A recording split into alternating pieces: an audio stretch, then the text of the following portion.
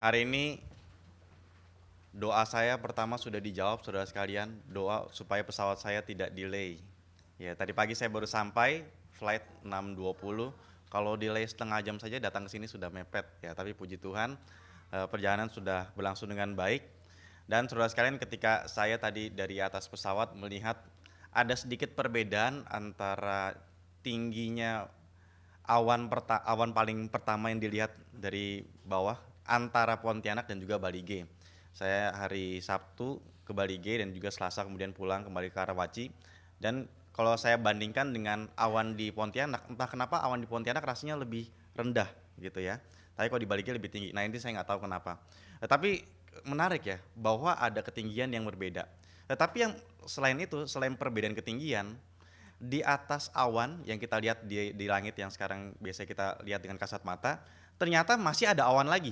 Nah, ini yang saya perhatikan dari atas pesawat ya. Oh, ada awan, tapi di atas awan tersebut masih ada awan lagi. Nah, ini kan penampakan yang sangat indah ketika kita naik pesawat saudara sekalian ya, apalagi ketika saudara bisa duduk di jendela. Tetapi ketika kita membaca firman Tuhan, ternyata ada satu perkataan bahwa Tuhan naik melampaui segala langit. Nah, apa maksudnya ya? Oh, langit. Langit kan yang di atas saya. Dan ternyata di atas saya yang saya lihat secara kasat mata masih ada langit lagi yang lebih tinggi. Di atas langit yang tertutup oleh awan ternyata masih ada langit lagi. Tetapi Kristus dikatakan bahwa melampaui segala langit. Dan ini akan kita sama-sama renungkan. Nah, mari kita sama-sama membuka bagian firman Tuhan berkenaan dengan apa yang akan kita bahas tentang Kristus yang naik mengatasi segala langit. Dari Efesus pasal yang keempat, Efesus pasal yang keempat ayat 7 sampai yang ke-10.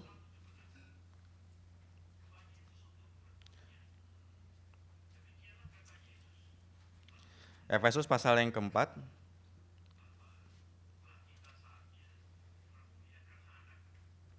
Ya. Ya. Oke, ya. Efesus pasal yang keempat ayat 7 sampai 10, kita akan bacakan keempat ayat ini bersama-sama. Mari kita baca bersama-sama bagian ini 2, 3.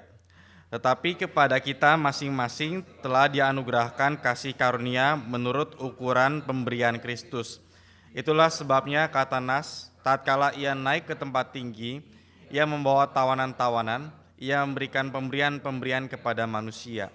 Bukankah ia telah naik, berarti bahwa ia juga telah turun ke bagian bumi yang paling bawah. Ia yang telah turun, ia juga yang telah naik jauh lebih tinggi daripada semua langit untuk memenuhkan segala sesuatu. Nah, saudara sekalian, di dalam bagian ini kita akan sama-sama melihat bagaimana Kristus di dalam kenaikannya, dalam dia naik mengatasi segala langit memiliki makna yang begitu indah, bahwa dialah ketika di dalam kenaikannya membebaskan kita para tawanan. Dia yang di dalam kenaikannya memberikan pemberian-pemberian karunia kepada kita, dan dia ketika di dalam kenaikannya juga mengatasi segala langit dan juga memenuhi segala sesuatu. Dan kita akan merenungkan bagian-bagian ini. Nah, sebelum kita masuk ke dalam perenungan firman Tuhan, mari kita sama-sama tundukkan kepala. Kita berdoa, kita minta pimpinan Tuhan, kita minta firman dari Tuhan untuk memenuhi kita semua.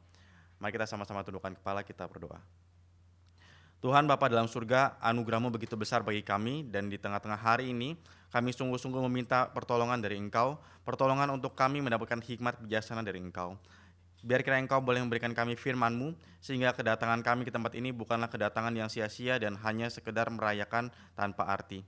Tapi justru kami memiliki makna dan juga mendapatkan kelimpahan makna yang Engkau berikan melalui peristiwa kenaikan Kristus. Kami berdoa ya Tuhan, biar kiranya kenaikan-Mu ke surga boleh sungguh-sungguh memberikan makna dalam kehidupan kami, sehingga ini bukan hanya sekedar menjadi perayaan yang lalu begitu saja. Tuhan, kiranya Engkau juga boleh pimpin hamba-Mu dalam menyampaikan segala kebenaran firman Tuhan yang akan dibagikan kepada jemaat. Biar kiranya apa yang akan dibagikan ini sungguh-sungguh memberkati jemaat sekalian. Terima kasih ya Tuhan, di dalam nama Tuhan Yesus kami telah berdoa. Amin. Saudara-saudara sekalian, di dalam bagian yang tadi kita sama-sama baca, ada satu istilah yang sangat menarik ketika kita membahas tentang kenaikan Kristus. Bahwa di dalam bagian surat Efesus pasal yang keempat ini, Paulus mengutip bagian dari perjanjian lama. Khususnya dia mengutip dari Mazmur pasal yang ke-68. Nah, saudara sekalian, Mazmur 68 ayat ke-19 menjadi dasar bagaimana Paulus mau menekankan suatu hal yang sangat penting pada jemaat sekalian. Nah, sebelum kita masuk ke dalam konteks di Efesus nanti, kita sedikit selidiki dulu di dalam bagian tawanan ini yang dimaksudkan oleh Mazmur. Nah, saudara sekalian, di dalam Mazmur pasal yang ke-68, di sana adalah bagian bagaimana Tuhan itu menang atas musuh-musuhnya, dan Tuhan yang menang atas musuh-musuhnya, dia membebaskan para tawanan. Nah, ketika kita membaca atau mendengarkan kata tawanan, maka tidak asing kita akan mengingat kepada peristiwa bangsa Israel. Bangsa Israel adalah orang yang bebas tadinya. Mereka adalah orang yang keturunan Abraham, dan ketika mereka mulai semakin besar, kemudian mereka bisa hidup di tanah Mesir. Setelah mereka memiliki keturunan, dan terutama ada Yusuf pada saat itu yang menjadi Perdana Menteri. Yusuf setelah pergi ke Mesir karena dijual oleh saudara-saudaranya, kemudian akhirnya Yusuf menjadi Perdana Menteri di sana dengan cara yang ajaib yang Tuhan pimpin. Tetapi setelah Yusuf akhirnya sudah menjabat menjadi Perdana Menteri di sana, bangsa Israel yang menetap pada saat itu mulai mengalami pergantian generasi dan mulai semakin bertambah banyak. Dan seiring dengan pertambahan keturunan dari bangsa Israel, ternyata otoritasnya juga berganti. Firaun yang tadinya mengenal Yusuf, Firaun yang tadinya tahu sejarahnya Yusuf dan juga bangsa Israel, sekarang tidak lagi mengenal. Sekarang berubah. Inilah yang tercatat di dalam kitab Keluaran. Tadinya bangsa Israel tahu, oh kita aman di sini. Kenapa aman? Karena kan yang berkuasa Yusuf. Ya, tapi Yusuf sekarang nggak ada. Oh tenang. Walaupun Yusuf sudah tidak ada, dia berkata bahwa kita tidak perlu takut. Walaupun kita pernah mereka-rekakan hal yang jahat kepada Yusuf, tetapi Tuhan membuatnya menjadi kebaikan. Wah, puji Tuhan ya. Iya. Tetapi bagaimana kalau sekarang keadaannya berubah? Keadaannya berubah seperti apa? Yusuf sudah tidak ada, dan sekarang yang paling berotoritas tidak kenal Yusuf. Firaun yang sekarang menjabat tidak kenal Yusuf. Wah iya ya, dan betul inilah yang terjadi. Terjadi perubahan rezim dan juga terjadi perubahan nasib bangsa Israel. Tadinya mereka hidup dengan aman, tadinya mereka hidup dengan tentram. Mereka bisa beranak cucu dengan nyaman sekali, mereka bisa makan, mereka bisa bekerja sesuai dengan kebebasan yang mereka miliki. Tetapi setelah terjadi perubahan rezim, muncullah Firaun. Firaun yang tidak kenal Yusuf dan juga tidak kenal Allahnya bangsa Israel. Maka apa yang dilakukan oleh Firaun pada saat itu? Ketika Firaun melihat, wah bangsa Israel ini tadinya mereka datang ke sini masih sedikit, tapi sekarang jumlahnya makin besar loh. Lalu dia mulai paranoid. Bagaimana kalau bangsa Israel yang besar ini suatu kali mereka bersekongkol dengan bangsa yang lain? Ketika ada bangsa lain yang mau pergi menyerang bangsa kita, lalu mereka ajak, bangsa Israel, kami akan menyerang Mesir. Kamu dijajah kan sama Mesir, kamu gak gitu bebas kan, kamu berada di bawah kekuasaan Firaun, mari kita lawan bersama-sama, nanti kamu jadi yang bebas, nanti kamu jadi orang yang berkuasa, bisa membuat pemerintahan sendiri.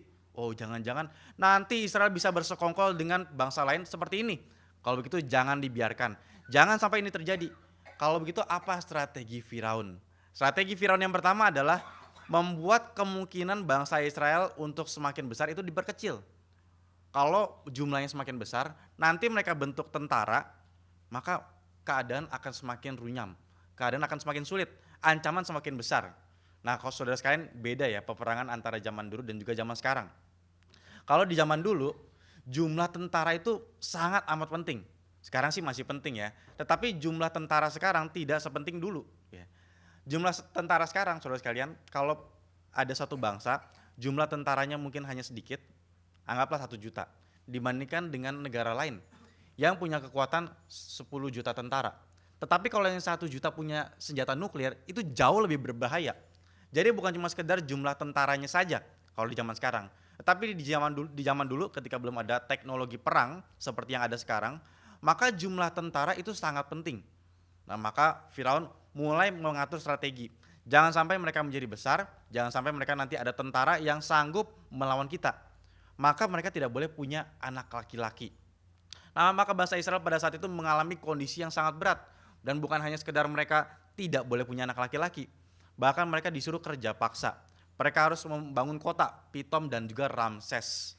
Nah, ini yang dialami oleh bangsa Israel. Mereka berada di bawah tiran yang kejam. Mereka dimiliki oleh tiran yang kejam. Firaun adalah tiran yang kejam. Sekejam apa Firaun? Firaun tidak membiarkan bangsa Israel punya anak laki-laki. Firaun tidak membiarkan mereka bisa bebas mau melakukan aktivitas dan juga bekerja sesuai dengan kemauan mereka. Ini tidak dilakukan oleh Firaun. Firaun tidak memberikan kebebasan bagi mereka. Firaun sangat kejam dan dia tidak memperdulikan kesejahteraan daripada bangsa Israel. Walaupun mereka sudah bekerja, kemudian ada laporan, Pak Firaun, mereka sudah disuruh kerja paksa. Ya, aku sudah yang perintahkan mereka bangun Pitom dan Ramses. Sudah dikerjakan? Sudah. Tetapi mereka jumlahnya makin banyak loh. Masih makin banyak. Kalau gitu cepat buat mereka makin tersiksa, cepat buat mereka makin tidak bisa bertambah banyak dengan mereka harus kerja paksa. Dan inilah yang mereka lakukan. Mereka harus bangun kota, tetapi material untuk mereka membangun kota itu semakin sedikit dan juga semakin sulit. Jadi ditindas dengan mati-matian. Nah, saudara sekalian, ini adalah kondisi bangsa Israel di bawah tiran yang kejam. Dan kalau kita ingat bahwa bangsa Israel menjadi gambaran manusia di dalam dosa. Manusia berada di dalam situasi tawanan. Saudara dan saya sebagai orang berdosa, sebelum kita kenal Kristus, sebelum kita dibebaskan oleh Kristus, kita adalah tawanan. Kita adalah para budak. Budak apa ya? Budak dari kuasa dosa, budak dari kuasa setan, dan juga budak dari kuasa maut. Dan mereka tiga hal ini adalah tiran yang kejam. Mereka adalah tiran yang kejam. Dosa tidak akan membiarkan saudara hidup dengan tenang-tenang saja. Dosa akan membuat saudara mengabdikan diri kepada kuasa dosa dan juga membuat segala energi, segala tenaga, segala uang, segala waktu yang saudara punya harus digunakan untuk mencapai apa yang diinginkan oleh dosa. Mencapai apa yang diinginkan oleh setan. Dan itu adalah tiran yang kejam. Saudara, ketika bangsa Israel, mereka berada di dalam penjajahan, mereka di bawah tiran yang kejam, mereka tidak memiliki kebebasan sama sekali, mereka tidak bebas punya anak, mereka tidak bebas bekerja, dan begitu juga saudara dan saya. Oh Pak, tapi saya adalah orang bebas loh, kalau saya mau bekerja, saya bisa bekerja, gak ada yang larang saya gak dijajah sama siapa-siapa Pak. Oh kalau misalkan saya mau menjalani kehidupan ini, bahkan bisa pelayanan di gereja, oh bisa saudara sekalian. Tetapi orang yang tertawan oleh dosa, tertawan oleh kuasa dosa, memang secara fisik dia tetap bekerja, tetapi di sisi yang lain dia bekerja itu mungkin untuk hawa nafsunya pribadi. Mungkin ada banyak orang yang bekerja hanya untuk mengejar ambisi pribadinya, hanya untuk mengejar mendapatkan banyak uang, dan tanpa sadar ini justru mencengkram dirinya di dalam kuasa dosa yang menjerat dari dirinya. Nah saudara sekalian, di sini kita mendapati bahwa adanya kekejaman yang dimiliki oleh dosa, dan dosa adalah tiran yang kejam. Hari Sabtu yang lalu saya membawakan seminar di Bali G, itu 2 sesi, yang pertama untuk pemuda dan juga remaja, lalu yang kedua adalah untuk umum, saudara sekalian. Nah tema yang dibahas adalah tentang biblical manhood and womanhood, tentang bagaimana seorang pria dan juga wanita itu berperan dengan sisi maskulin dan juga femininnya. Nah saudara sekalian, salah satu isu yang besar yang saya angkat di dalam seminar yang umum adalah tentang fatherless. Tentang fatherless. Ini isu yang besar saudara sekalian di Indonesia. Bukan cuma secara global ya. Secara global bahkan di Amerika itu tahun 1990-an kira-kira sudah diselidiki dan juga sudah ditelusuri. Ada fenomena fatherless. Para kaum ayah yang tidak berperan. Ada yang karena meninggal, ada yang karena ayahnya menelantarkan anak-anaknya. Nah saudara sekalian, data di Indonesia itu ada 15,9 juta anak Indonesia yang fatherless, yang tidak punya sosok ayah. 11 juta diantaranya itu bukan karena ayahnya meninggal, tetapi karena ayahnya ada masih hidup tetapi tidak berperan di rumah atau anaknya itu ditelantarkan. Saudara, fenomena fatherless yang besar seperti ini ya, itu akarnya apa ya? Akarnya apa ya? Akarnya apa? Seorang ayah akhirnya meninggalkan anaknya dan juga membiarkan anaknya hidup sendiri, ditelantarkan, dan tidak ada peran ayah sama sekali di sini. Salah satu yang paling besar adalah faktor perceraian. Faktor perceraian. Yang kedua adalah faktor pekerjaan, kesibukan. Jadi saudara sekalian, ada anak-anak yang bertumbuh hidup tanpa sosok ayah atas nama apa? Atas nama ego pribadi, saya bertengkar dengan dia dan saya nggak cocok lagi sama istri saya, kita cerai aja. Lalu anaknya gimana? Nanti anak ini nggak punya sosok ayah. Ya udah biarin aja. Yang penting ego saya. Yang penting sekarang saya maunya apa harus dituruti. Ini adalah bentuk orang yang di bawah tiran yang kejam, dan itu berdampak kepada orang lain di sekitarnya. Sama juga tentang pekerjaan saudara sekalian, tentang kesibukan. Loh saya kerja juga untuk anak dan istri saya loh. Saya kerja untuk nafkahin mereka, saya kerja untuk dapatkan uang untuk berikan mereka makanan. Iya betul, tetapi kalau kamu sampai dalam titik yang ekstrim, sampai tidak lagi punya waktu untuk keluarga, sampai tidak punya lagi waktu untuk mengajar anak, memberikan kasihmu kepada istrimu, maka rasanya pekerjaan dan kesibukanmu itu hanya alasan untuk kamu memenuhi ambisi pribadimu itu, yang ingin dipuaskan dengan pencapaian-pencapaian yang tidak masuk akal dan mungkin tidak sesuai dengan kehendak Tuhan. Dan akhirnya terjadi fenomena itu, fatherless saudara sekalian. Dan ini fenomena yang sangat besar. Dari antara 5 anak di Indonesia, 1 di antaranya itu tidak punya peran ayah di rumahnya. Ini fenomena yang besar saudara sekalian. Dan kenapa ini bisa terjadi? Ini terjadi karena ego, ini terjadi karena kuasa dosa. Ini terjadi karena kuasa setan saudara sekalian. Dan orang-orang yang tidak dibebaskan dari situasi seperti ini akan berdampak kepada kehancuran dirinya dan juga kehancuran di orang-orang sekitarnya. Maka ini suatu isu yang besar. Harus dibebaskan saudara sekalian. Saudara dan saya adalah orang-orang yang mungkin dalam kondisi yang sama. Kondisi di bawah tiran yang kejam. Ya, kita nggak punya kebebasan dan kita berada di bawah tiran yang kejam tersebut saudara sekalian. Tetapi saudara sekalian kita mendapati bahwa ada penebusan yang Kristus lakukan. Sama seperti bangsa Israel, mereka dibebaskan, mereka yang tadinya ditawan, mereka tidak bisa punya anak, mereka tidak bisa bekerja, tapi akhirnya dibebaskan oleh Tuhan karena mereka berseru-seru kepada Tuhan, Tuhan lihatlah kepada kami, tolonglah kami sudah sangat menderita. Dan Tuhan akhirnya tolong. Tuhan kirim Musa dan Musa membebaskan mereka dari tanah Mesir. Dan kita mendapati bahwa Musa adalah tipologi dari Kristus. Bagaimana Kristus adalah pribadi yang membebaskan kita, bukan membebaskan kita dari bangsa yang lain, tetapi membebaskan kita dari kuasa dosa, kuasa maut, dan juga kuasa setan. Ya, 3 oknum ini itu yang dihancurkan kuasanya oleh Tuhan di atas kayu salib dan dinyatakan kemenangannya di dalam kebangkitan dan semakin dideklarasikan di dalam kenaikannya. Itulah mengapa kita di dalam Efesus pasal yang keempat tadi kita mendapati bahwa Paulus mengutip kembali ada otoritas Kristus dan juga ada kemenangan yang dideklarasikan secara mutlak di bawah kenaikan Kristus. Ketika Kristus naik, dia membawa tawanan-tawanan dan dia membawa saudara dan saya terbebas dari kuasa dosa. Ada di dalam diri kita mungkin sama satu lagi isunya saudara sekalian, yaitu setelah kita berada di bawah tiran yang jahat dan setelah itu kita dibebaskan oleh Tuhan, masih mungkin kita memiliki mentalitas budak. Apa itu mentalitas budak? Salah satu mentalitas budaknya bangsa Israel adalah mereka itu setelah dibebaskan dan mereka ada di padang gurun, mereka masih nostalgia saudara sekalian. Mereka masih ingat indahnya masa lalu, terutama ketika mereka menghadapi penderitaan di padang gurun. Apa yang mereka katakan? Dikatakan di dalam perjanjian lama, ada beberapa orang yang kerasukan roh-roh bajingan dan mereka akhirnya terpenuhi oleh hawa nafsu dan juga kerakusan. Dan mereka mengeluh, hei Musa, kenapa engkau biarkan kami ada di padang gurun ini? Hei Musa, kami ini mau makan apa? Masa kami makan roti mana terus? Mana daging? Enakan dulu. Oh mungkin kalau misalkan mereka dulu udah bisa bikin stiker, mereka pasang stiker di rumah-rumah mereka. Enak zamanku toh. Beberapa orang ketawa, mungkin yang lainnya nggak ketawa, beda generasi kayaknya saudara sekalian ya. Nah saudara sekalian, apa yang mereka katakan? Oh dulu ketika di Mesir itu ada bawang pre, ada semangka, ada ikan, kita bisa makan dengan bebas. Kita dapat makan bergizi gratis di Mesir. Lebih baik kita di tempat dulu di Mesir dapat makan bergizi gratis. Sekarang boro-boro gratis sih, makan bergizinya juga gratis. Roti mana dari surga kan gratis saudara sekalian ya. Tetapi rasanya nggak seenak dulu. Nah saudara sekalian, itulah mentalitas budak. Apa itu mentalitas budak? Mereka tukar makanan dengan kebebasan. Mereka tukar hal yang sangat dangkal dan rendah dengan hal yang jauh lebih tinggi. Mereka tukar antara mereka bisa bebas beraktivitas dan juga bekerja sesuai dengan talenta yang diberikan oleh Tuhan kepada mereka. Mereka tukar kemampuan mereka bisa beranak cucu dan memiliki anak laki-laki untuk sekedar makanan. Tukar saudara sekalian. Dan sekali lagi ini mungkin juga gambaran kita loh. Kita sudah dibebaskan oleh Tuhan tapi mentalitasnya masih mentalitas budak. Sudahkah kamu percaya pada Kristus? Sudah. Sudahkah kamu sadar kamu dulunya tawanan, sekarang jadi orang bebas? Sudah. Tapi masihkah kita punya mentalitas budak? Oh kayaknya enak ya kehidupan yang lamaku dulu, kehidupanku ketika masih berada di bawah kehidupan manusia lama yang penuh dengan dosa. Rasanya nikmat ya ketika aku masih bisa mencicipi dosa dengan sebebas-bebasnya. Saudara, itu mentalitas budak.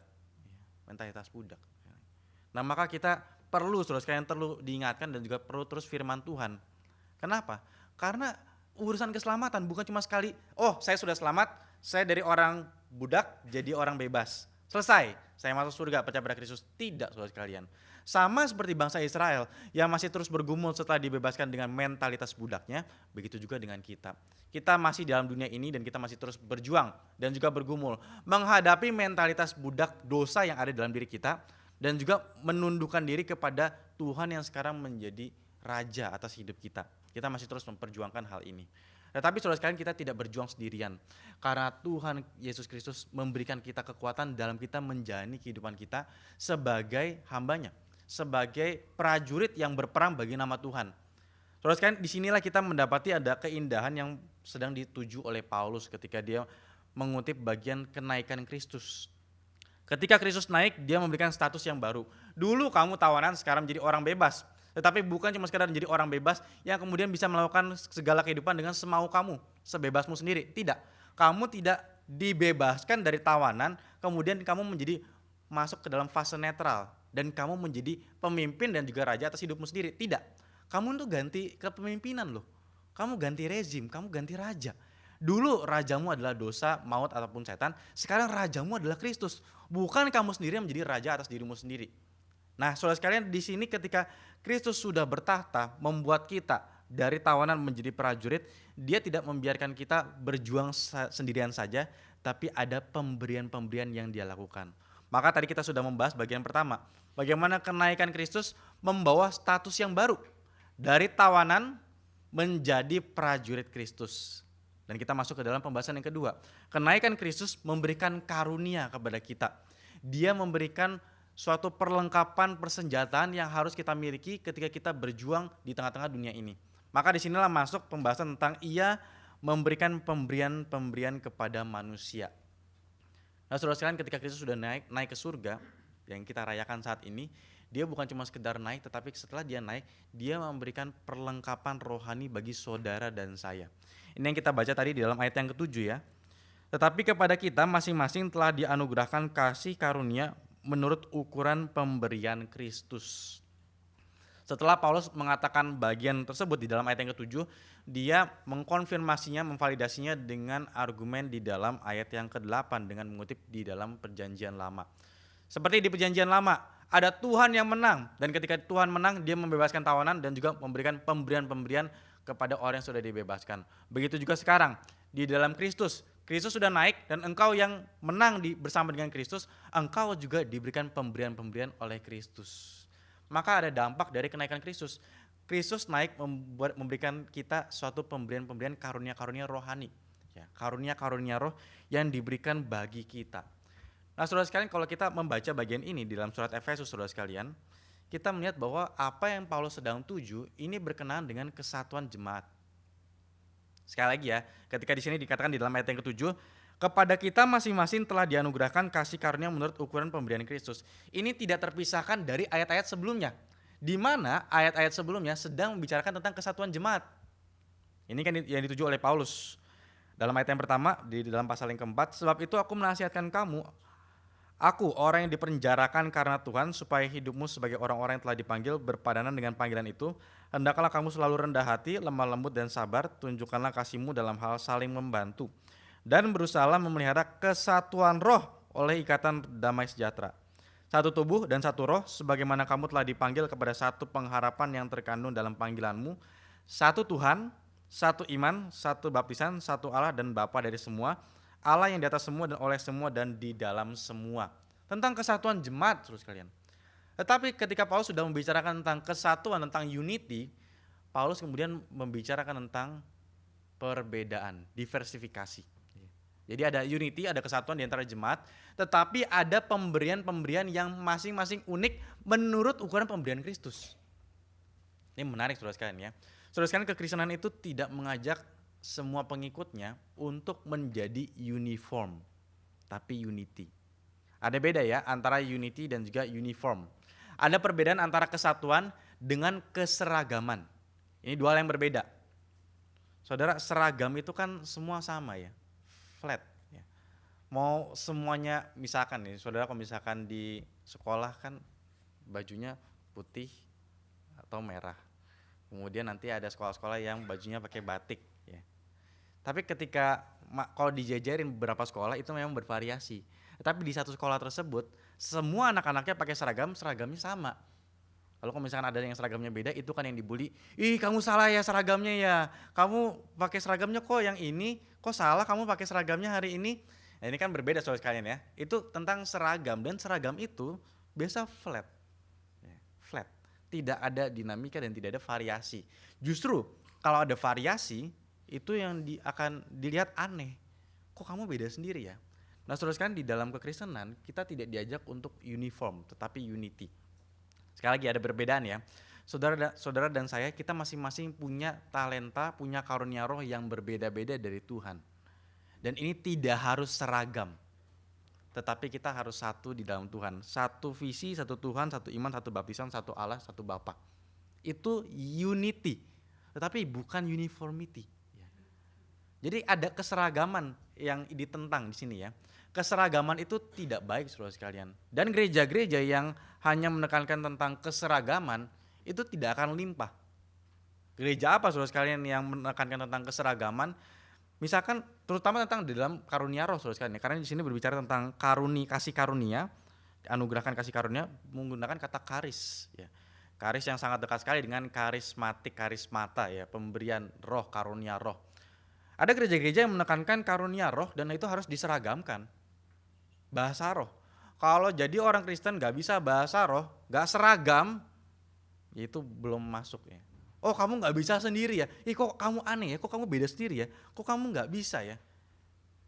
Seragam, saudara sekalian, seragam. Sedangkan kasih karunia yang Tuhan berikan bagi jemaatnya itu masing-masing berbeda menurut ukuran Kristus. Ya. Tapi sekarang mari kita juga coba koreksi diri, saudara sekalian ya, self critic kepada gereja kita. Jangan-jangan gereja kita juga punya semangat untuk uniformity. Uniformity-nya apa? Harus sama-sama semua bisa mengajar. Harus semua sama-sama semua pintar dalam doktrin dan juga bisa mengajar tentang doktrin dan juga pengetahuan di dalam Alkitab. Nah, kalau misalnya terjadi keseragaman seperti itu, saudara sekalian, itu gereja yang tidak limpah sama sekali dan tidak sesuai dengan apa yang dikatakan oleh Paulus di dalam surat Efesus. Karunia roh itu banyak dan sangat melimpah. Karunia dalam melayani, karunia di dalam menyembuhkan, karunia di dalam kamu melakukan praktek belas kasihan, karunia di dalam akhirnya seorang bisa mengajar, karunia bahkan dalam melakukan hal-hal administrasi. Itu bentuk karunia yang Tuhan berikan bagi manusia, terutama bagi umat percaya untuk dikerjakan di dalam gereja. Sehingga gereja memiliki kelimpahan di sana. Ya. Gak cuma sekedar uniform. Tetapi saudara sekalian, ada semangat bisa orang-orang untuk bisa menjadi uniform, terutama bahkan di dalam teologi, saudara sekalian. Nah, reform ini pendeta Jimmy dari semenjak saya di sekolah teologi sudah memberikan satu keindahan ini ya. Dia mengatakan, kenapa saya akhirnya pilih teologi reform? Kenapa saya sangat mencintai sekali teologi reform? Dia mencintai teologi reform bukan karena sekedar istilah kebenarannya paling dekat dengan Alkitab. Ini ini salah satu argumen yang biasanya diberikan ya ketika orang tanya, Pak, kenapa Bapak ikut teologi reform? Kenapa Bapak ada di reform? Kenapa nggak pilih yang lain? Biasa jawaban yang cukup umum adalah karena teologi reform paling mendekati kebenaran Alkitab. Ya, paling mendekati, bukan sama dengan Alkitab, tapi paling mendekati. Tapi Pak Jimmy mengatakan hal yang lain, bukan tentang urusan paling mendekati Alkitab, tetapi teologi dan juga tradisi inilah yang paling bisa menarik banyak kelimpahan dari tradisi yang lain dan kemudian dimasukkan juga di dalam tradisi kita. Oh, ada yang bagus dari tradisi Katolik, yang bagus diambil. Ya bukan cuma sekedar diambil, bahkan asal mula Protestan adalah dari Katolik. Ya walaupun ada penyimpangan dan kemudian akhirnya berpisah dari Katolik dengan Protestan, tapi kebanyakan ya kita tetap terima ajaran-ajaran yang bagus dari Thomas Aquinas.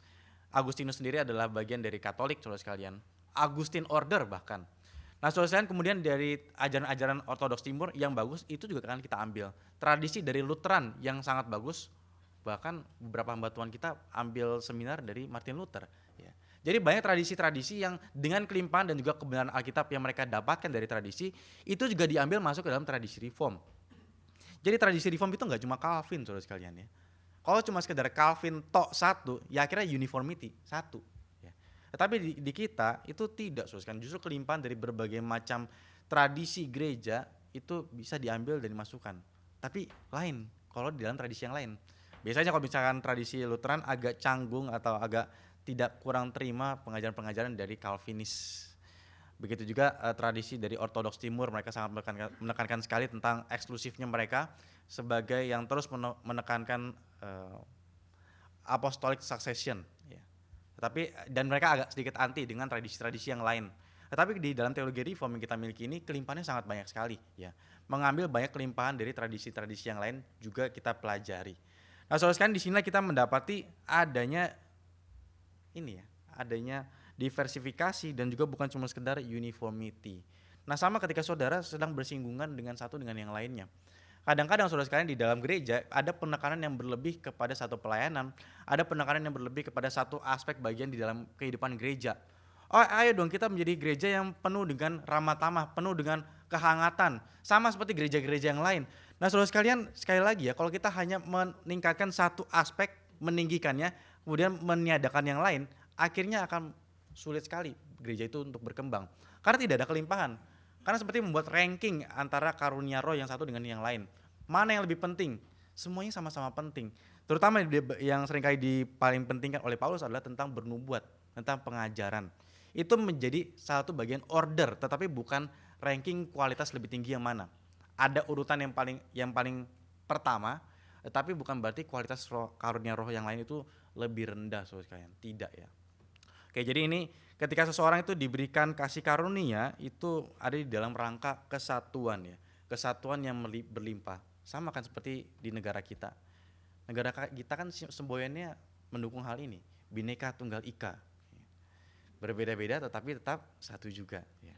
Jadi saudara sekalian, di sini begitu juga dengan gereja, banyak karunia-karunia roh yang diberikan oleh Kristus dan menurut ukuran pemberian Kristus, saudara sekalian. Menurut ukuran pemberian Kristus.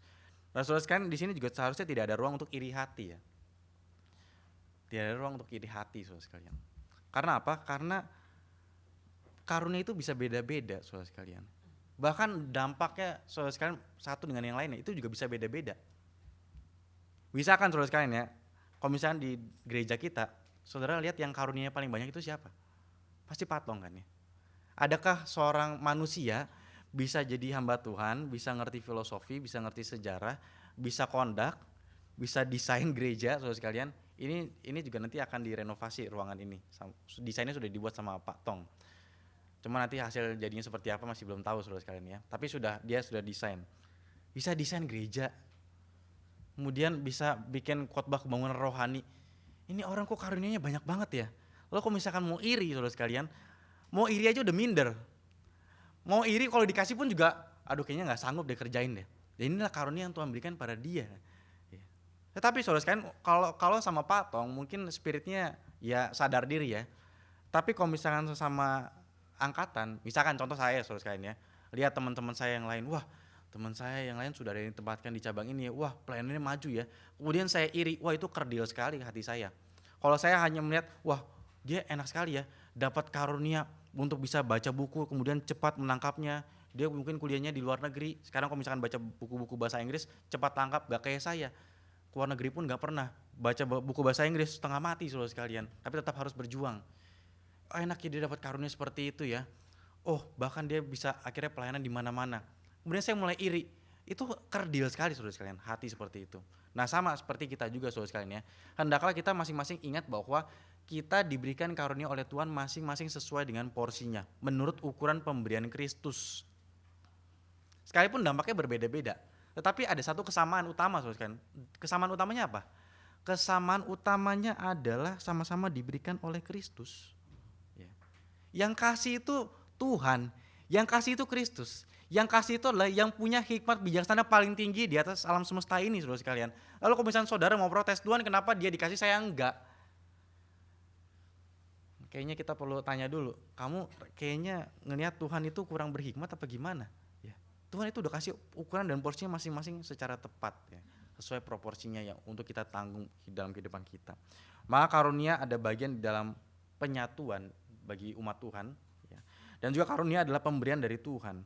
Dan karunia ini juga punya bentuk tanggung jawab, saudara sekalian. Saudara sekalian, ketika seorang prajurit, saya ingat satu film dokumenter Perang Dunia, saudara sekalian, ya. Di dalam Perang Dunia ketika Pearl Harbor itu sudah dibom dan juga diserang oleh tentara Jepang, Itu tentara Jepang pada saat itu mereka agak kesulitan ya, mereka punya dilema. Ini serang Pearl Harbor atau tidak ya? Kalau kita nggak serang, kita mau serang ke bagian yang lainnya dan juga kita dapat persediaan sumber daya untuk manusia ataupun alam itu juga akan kurang. Sedangkan peperangan masih terus berlanjut. Maka mau tidak mau kita harus menyerang Pearl Harbor ini. Tetapi kalau kita serang, Amerika akan ikut masuk ke dalam peperangan. Oh, ini pergumulan dan juga dilema besar pada saat itu ya. Tapi akhirnya mereka ambil keputusan, ini mau tidak mau memang kita harus serang. Memang resikonya Amerika kemudian akan masuk ke dalam Perang Dunia Kedua, tetapi ini sudah mau nggak mau. Akhirnya mereka lakukan. Dan kemudian Amerika masuk ke dalam peperangan. Tadinya sebelumnya Amerika belum masuk ke dalam Perang Dunia, tetapi setelah Pearl Harbor mereka langsung deklarasikan kita ikut dalam perang. Nah, saudara sekalian, di dalam peperangan tersebut akhirnya ada satu misi yang dimiliki oleh pihak Amerika untuk masuk ke dalam beberapa pulau-pulau dekat dari Jepang, terutama di daerah Pasifik. Nah, di dalam satu dokumenter ketika mereka naik kapal kemudian masuk ke dalam satu pulau, nah sebelum mereka bahkan mendarat di pulau tersebut, mereka sudah lihat ada orang-orang Jepang dengan pakaian tentara mereka dan juga sudah siap dengan senapan, lalu langsung menembaki kapal mereka.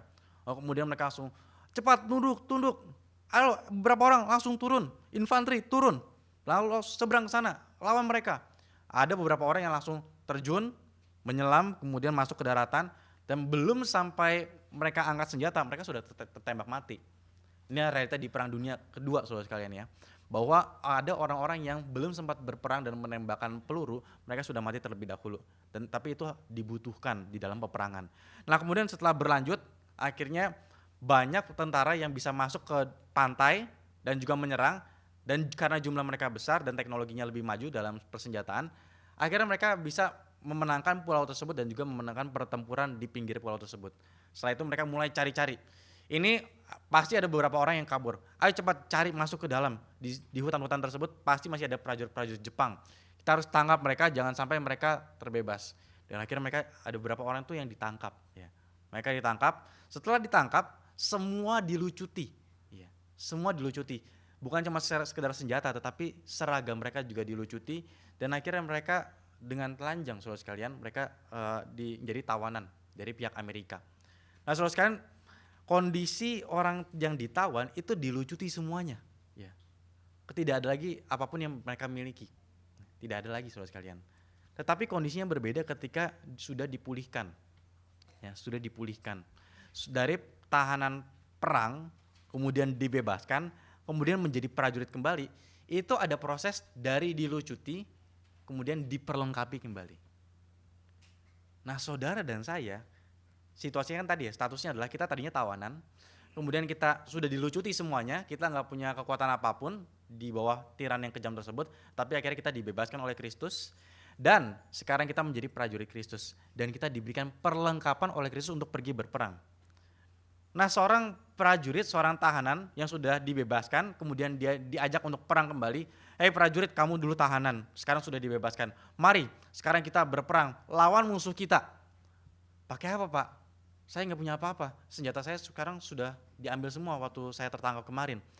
Saya berikan kepadamu segala persenjataan yang kamu butuhkan. Kamu butuh pistol, kamu butuh senapan, kamu butuh perlengkapan perang yang lainnya, silahkan hubungi saya akan berikan kepada kamu. Tapi untuk pertama-tama saya berikan ini kepadamu. Silahkan pegang senapan ini, maju pergi berperang. Nah, saudara sekalian, saudara dan saya juga sama. Ada karunia yang Tuhan berikan bagi kita itu untuk berperang. Maka saudara, kalau kita dikatakan mendapatkan kasih karunia, ada bentuk tanggung jawab. Ada bentuk tanggung jawab. Ini juga yang saya sudah sempat sampaikan di dalam persekutuan doa, saudara sekalian ya. Gereja adalah milik Tuhan, tetapi gereja juga adalah milik saudara. Kenapa gereja juga adalah milik saudara? Gereja adalah milik saudara karena saudara mendapatkan segala perlengkapan rohani untuk saudara berperang menjadi umat Tuhan, berperang sebagai anggota gereja, untuk berperang di gereja dan juga berperang di luar gereja. Nah, saudara dan saya, berarti kalau kita dapatkan karunia sesuai dengan keunikan dan juga pemberian Tuhan masing-masing, saudara punya tanggung jawab. Tanggung jawabnya apa? Pakai perlengkapan perangnya. Prajurit yang sudah dikasih senapan kemudian gak mau perang, ya udah, kamu di rumah aja, ngapain kamu sudah pegang senapan tapi kamu gak mau tembak-tembak. Udah, mendingan kamu pulang aja, gak perlu jadi prajurit, atau kalau perlu kamu jadi tahanan lagi aja. Nah, saudara dan saya, kita masing-masing diberikan karunia ya, dengan keunikan dari Tuhan masing-masing. Ya. Mungkin ada saudara yang punya karunia untuk melakukan pekerjaan mengajar. Ya mungkin saudara ada yang dapatkan karunia untuk melakukan pekerjaan di bidang saudara masing-masing. Ya saudara lakukanlah itu dengan bijaksana di hadapan Tuhan. Dengan prinsip untuk kemuliaan nama Tuhan. Ya. Setiap talenta yang Tuhan berikan itu memiliki unsur tanggung jawab. Terus kalian memiliki unsur tanggung jawab. Nah saudara sekalian, kita sudah membahas tentang kenaikan itu adalah pemberian karunia dari Tuhan. Tetapi ada satu contoh yang teladan yang kita dapatkan melalui Kristus di dalam unsur kenaikannya. Ini yang Paulus sampaikan di dalam Efesus pasal yang keempat tadi, di dalam ayat yang ke-9 dan ke-10.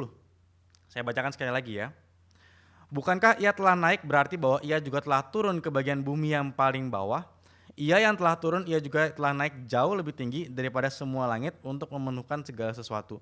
Saudara sekalian, apa yang dibahas ini, saudara sekalian, ini mirip sekali kaitannya dengan apa yang sudah kita bahas di dalam surat Filipi. Tentang inkarnasi Kristus, tentang perendahan diri dari Kristus. Saudara sekalian, di sini dikatakan bahwa ketika ia telah naik, tetapi sebelumnya dia telah turun ke bagian bumi yang paling bawah. Nah, ini sebetulnya menimbulkan pertanyaan, apa maksudnya ke bagian bumi yang paling bawah? Ini kan juga yang terdapat di dalam pengakuan iman rasuli kita ya. Di dalam pengakuan iman rasuli kita membaca bahwa yang menderita sengsara di bawah pemerintahan Pontius Pilatus disalibkan, mati dan dikuburkan, turun ke dalam kerajaan maut. Nah, turun ke bagian yang paling bawah. Apa maksudnya paling bawah ini? Nah, ada beberapa penafsiran di dalam sejarah penafsiran tentang ayat ini. Ada yang mengatakan, oh ini berbicara tentang dunia orang mati. Itu ke Hades, saudara sekalian ya. Jadi di dalam prinsip perjanjian lama dan juga di dalam kosmologinya orang Yahudi pada saat itu, dunia ini ada dunia bagian permukaan bumi, ada dunia bagian atas, dan juga ada dunia bagian bawah. Nah bagian bawah itu namanya Hades, saudara sekalian ya. Di mana di sana ada orang-orang yang sudah mati. Nah ada yang berpendapat apa artinya Kristus turun ke dunia orang mati? Oh artinya dia turun ke orang-orang yang sudah meninggal dan melakukan apa di sana? Ketika Kristus sudah mati, kemudian dia turun, dia mendeklarasikan kemenangan. Tetapi pandangan ini kita tolak, saudara sekalian. Kenapa kita tolak? Karena kita percaya bahwa tidak ada interaksi lagi dan juga tidak ada lagi kabar baik untuk orang-orang yang sudah mati. Saudara, penginjilan itu kan kepada orang-orang yang masih hidup ya. Berita bahwa Kristus sudah menang itu diberitakan kepada orang-orang yang masih hidup, bukan kepada orang-orang yang sudah mati. Sama seperti Lazarus dan berbicara kepada orang kaya dan Lazarus dalam perumpamaannya. Bapak Abraham, kirim orang dari sini untuk ke saudara-saudaraku yang masih hidup. Kalau mereka tahu ada orang yang bangkit dari orang mati, maka mereka pasti akan percaya sungguh-sungguh. Lalu apa yang menjadi jawaban? Sudah diberikan kepada mereka hukum Taurat dan juga tulisan-tulisan dari Musa. Kalau mereka sudah mendapatkan dan mereka tidak percaya, maka sia-sialah jika sekalipun ada orang yang bangkit dari antara orang mati. Dan faktanya betul saudara sekalian ya. Kristus sudah bangkit dari antara orang mati, menampakkan diri, masih orang-orang tersebut tidak percaya. Masih saudara sekalian. Nah lalu kalau begitu apa artinya kalau bukan Kristus turun ke dalam Hades? Nah ini ada beberapa penafsiran, ada yang mengatakan bahwa ini berkenaan dengan inkarnasi Kristus. Sebagaimana dia naik ke surga, dia adalah pribadi yang pernah turun dari surga ke bumi. Ya, turun ke bumi. Tetapi bukan cuma sekedar ke bumi, ada juga penafsiran yang mengatakan bahwa bukan cuma sekedar turun ke bumi, tetapi ke bagian bumi yang bawah. Bawah bumi itu apa saudara sekalian? Tanah. Dan tanah itu adalah tempat orang dikubur. Nah ini membicarakan tentang kematian Kristus. Nah saudara sekalian, penafsiran yang mungkin lebih tepat itu berbicara tentang inkarnasi atau tentang kematian Kristus. Nah ini dua perdebatan ya saudara sekalian, yang mana yang lebih dipegang. Tetapi dua hal ini cukup otoritatif ketika mau diambil interpretasinya dibandingkan dengan penafsiran ke Hades yang tadi.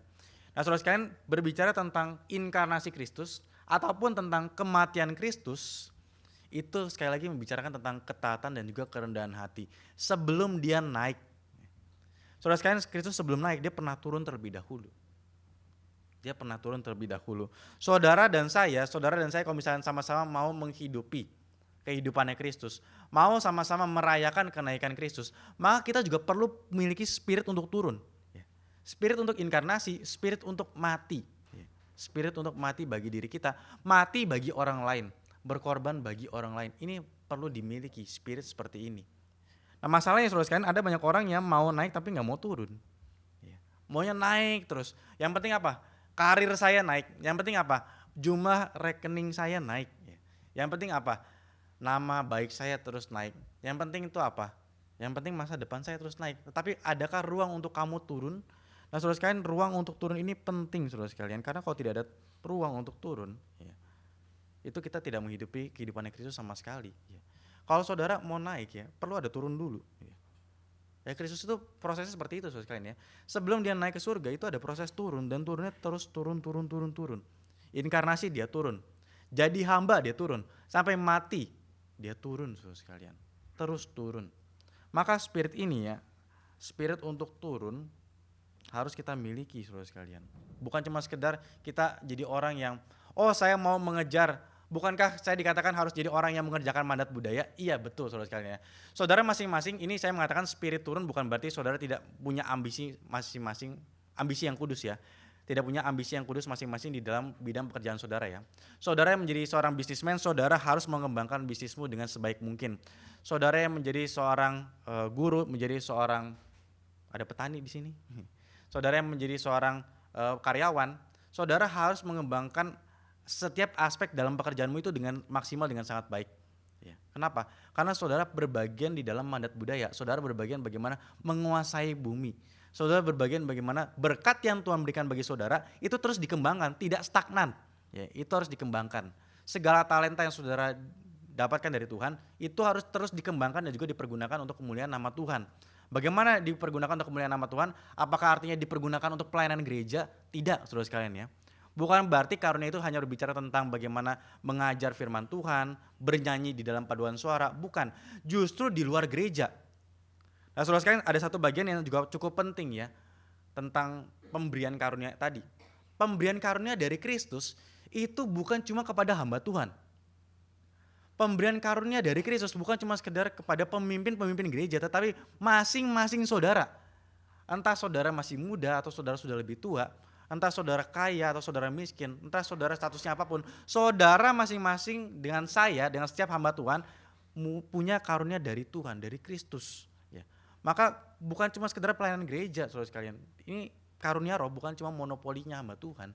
Enggak, justru ini semua kita mendapatkan karunia dari Tuhan. Nah, apa yang menjadi tugas hamba Tuhan? Salah satu yang menjadi tugas hamba Tuhan adalah, ini juga dikatakan oleh Pendeta Jimmy dalam seminarnya, ditanya jawab. Dia mengatakan, tugas hamba Tuhan adalah memperlengkapi jemaat untuk jemaat melayani di luar. Saudara dan saya, itu kan masing-masing kita berkumpul dalam gereja. Saudara mendapatkan pengajaran melalui mimbar, saudara mendapatkan pengajaran bagaimana hidup bagi Tuhan, saudara mendapatkan pengajaran dan juga dorongan untuk hidup melayani sesama. Maka ketika saudara terjun di dalam bidang saudara masing-masing, di dalam sektor saudara masing-masing, milikilah semangat ini, semangat untuk inkarnasi turun, semangat untuk melayani, semangat untuk berjuang mendapatkan kualitas yang tinggi di dalam pekerjaan saudara. Itu bentuk bagaimana saudara menjalankan kehidupan yang penuh dengan pelayanan pada Tuhan. Nah, tugas dari hamba Tuhan adalah memperlengkapi setiap saudara. Setiap hamba Tuhan di gereja Reform, saya percaya mereka punya wawasan yang umumnya cukup luas, saudara sekalian. Wawasan cukup luas, tetapi wawasan yang luas yang dimiliki oleh hamba-hamba Tuhan itu pun juga masih dalam tataran secara general, secara umum. Lalu siapa yang bisa masuk secara spesifik ke dalam ranah biologi, ke dalam ranah sosiologi, ke dalam ranah pemerintahan, ke dalam ranah politik, ke dalam ranah bisnis, itu masing-masing saudara yang bisa mendalami. Hamba Tuhan mempunyai tugas, punya wawasan secara general, kemudian memberikan pengaruh terang dan juga cakupan besar dari Tuhan kepada masing-masing bidang tersebut. Tetapi yang bekerja di dalam bidang-bidang tersebut adalah saudara. Maka saudara sekalian punya tanggung jawab, dan juga saya punya tanggung jawab, dan juga hamba Tuhan lain punya tanggung jawab untuk memperlengkapi. Saudara yang mendapatkan perlengkapan, berjuanglah di masing-masing tempat saudara. Dengan spirit apa? Dengan spirit inkarnasi. Spirit inkarnasi sangat jauh dari spirit tiran tadi, saudara sekalian. Firaun apa yang dia lakukan? Firaun lakukan adalah dia utus orang-orang untuk akhirnya memerintahkan supaya yang dia sedang jajah menderita untuk keuntungan dia, untuk kesuksesan dari Firaun. Bangunlah kota Pitom dan juga Ramses, bangunlah itu untuk kemuliaan namaku. Nah, saudara sekalian, tetapi itu spirit tiran. Lalu kalau spiritnya hamba seperti apa? Apa yang jadi spiritnya pelayan? Spiritnya pelayan adalah saya rela menderita untuk yang lain diuntungkan. Loh kalau gitu gimana hidup? Emang bisa ya hidup dengan saya berkorban kemudian akhirnya orang lain diuntungkan dan saya tetap hidup? Ada saudara sekalian, ada, jelas ada dan banyak. Dan contoh paling utamanya adalah Kristus yang mengorbankan dirinya dan menjadi berkat bagi banyak orang, menjadi berkat bagi saudara dan saya. Saudara, orang-orang agung di tengah-tengah dunia ini bukanlah orang yang bisa mengeruk banyak kekayaan dari orang lain, tetapi orang yang bisa membagikan apa yang dimiliki untuk menguntungkan orang lain, untuk membangun orang lain. Inilah pentingnya karunia roh untuk membangun gereja dan juga membangun umat Tuhan. Nah saudara sekalian, di bagian paling terakhir kita mendapati satu istilah bahwa ia naik jauh lebih tinggi daripada semua langit untuk memenuhkan segala sesuatu. Ini kalimat yang tidak mudah untuk ditafsirkan ya. Apa ya artinya Kristus itu memenuhi segala sesuatu? Apa artinya dia naik mengatasi semua langit, lebih tinggi daripada semua langit? Ini menekankan tentang otoritas. Ya. Saudara, kalau misalkan di struktur organisasi itu semakin tinggi seseorang, semakin dia berotoritas dari struktur organisasi tersebut. Ya. Kalau ya yang paling tinggi dari perusahaan itu apa saudara sekalian? Bisa kan CEO ya. Kenapa CEO paling tinggi? Karena dia membawahi semua yang lain-lainnya. Di bawahnya ada supervisornya, kemudian ada manajer, tetapi itu masih di bawah kontrolnya dia. Yang paling atas itu mengatasi dan juga paling berotoritas atas segala sesuatu. Nah begitu juga dengan Kristus, ketika dia naik lebih tinggi dan memiliki otoritas atas segala sesuatu di dalam bumi ini. Maka sangat terkait dengan Matius pasal yang ke-28. Segala kuasa di surga dan di bumi sudah ada di tanganku. Nah ini juga pernyataan di dalam kenaikan Kristus, bahwa dia sudah mengatasi segala langit, maka otoritas Kristus melampaui segala sesuatu. Dan otoritas Kristus bukan cuma sekedar di gereja. Maka mari saudara sekalian, dengan segala karunia roh yang Tuhan berikan bagi kita, kerjakan otoritas Kristus dan juga kedaulatan Kristus di dalam masing-masing bidang kita, di dalam masing-masing kehidupan saudara. Otoritas Kristus dan juga pemerintahannya bukan cuma sekedar di gereja. Waktu bulan lalu saya membahas tentang konsep dualisme ya di pemuda. Ada konsep dualisme. Apa itu konsep dualisme? Konsep dualisme adalah menganggap urusan pelayanan, urusan kerohanian itu cuma sekedar urusan gerejawi. Ya. Urusan melayani itu warnanya urusan gerejawi. Apa itu pelayanan? Oh kalau saya jadi asyar, kolektan, atau jadi hamba Tuhan, atau masuk ke dalam penginjilan, itu melayani Tuhan. Itu nggak salah saudara, itu benar. Tetapi kalau hanya mengkotakan hanya urusan gerejawi, urusan pelayanan, salah. Ya. Karena otoritas Kristus bukan hanya di gereja, dia berotoritas di gereja pasti. Tetapi dia berotoritas atas segala sesuatu yang ada di alam ini. Ya. Segala sesuatu yang ada di dalam alam ini. Termasuk seluruh aspek kehidupan kita. Di dalam keluargamu, di dalam pekerjaanmu, di dalam pendidikanmu, di dalam relasimu dengan saudara-saudaramu, dalam relasimu dengan teman-temanmu, apakah Kristus berotoritas? Nyatakanlah otoritas Kristus di sana. Dengan kamu menggunakan karunia-karunia roh sesuai dengan porsi yang Tuhan sudah berikan. Maka di dalam kenaikan Kristus, kita kembali lagi mengingat bahwa ada Kristus yang naik ke surga, memiliki otoritas atas segala sesuatu dan juga memenuhi segala sesuatu, membuat dia semakin ditinggikan dan memiliki nama di atas segala nama. Kiranya Tuhan memberkati kita semua. Mari kita sama-sama tundukkan kepala, kita akan berdoa.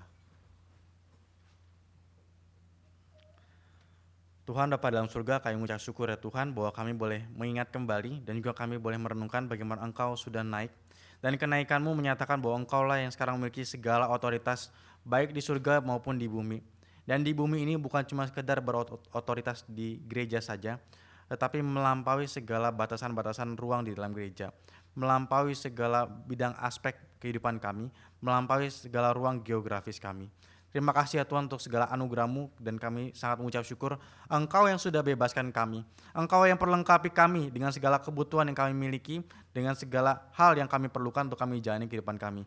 Maka terus tuntunlah kami Tuhan dan teruslah perlengkapi kami, teruslah dorong kami untuk kami memiliki semangat bukan untuk meninggikan diri kami sendiri, tetapi justru seperti Engkau yang rela turun ke dalam dunia, bahkan turun ke dalam bagian dunia paling dalam. Kami pun juga mau ya Tuhan meneladani Engkau yang mau terus turun, tidak mementingkan ego kami sendiri, tetapi justru mementingkan orang lain dan juga membangun orang lain. Terima kasih ya Tuhan untuk segala anugerah-Mu. Dalam nama Tuhan Yesus kami telah berdoa. Amin.